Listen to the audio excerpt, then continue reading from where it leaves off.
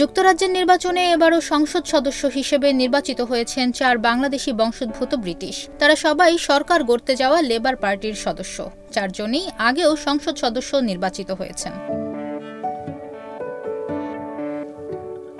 বিজয়ীরা হলেন ইলিং central and Acton আসন থেকে Rupa Huq, Hampstead and Kilburn থেকে Tulip Siddiq, Bethnal Green and Stepney Green থেকে Rushanara Ali, Poplar and Limehouse থেকে আফসানা বেগম।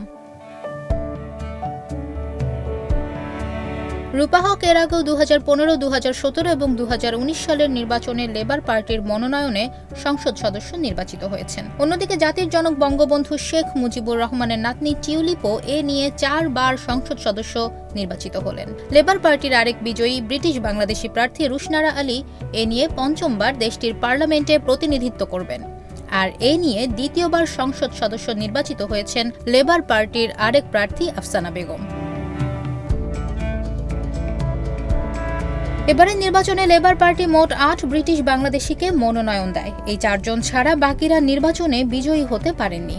অন্যদিকে এবারের নির্বাচনে কনজারভেটিভ পার্টির হয়ে নির্বাচনে অংশ নেওয়া 2 বাংলাদেশি বংশোদ্ভূত প্রার্থী পরাজিত হয়েছেন। এই 2 দলের বাইরেও অন্য রাজনৈতিক দলের মনোনয়ন ও স্বতন্ত্র প্রার্থী হিসেবেও বেশ কয়েকজন ব্রিটিশ বাংলাদেশি নির্বাচনে প্রার্থিতা করেছেন। এদের মধ্যে ওয়ার্কার্স পার্টি অব ব্রিটেন থেকে মনোনয়ন পান 6 জন। তবে এদের কেউই নির্বাচনে জয়ী হতে পারেননি।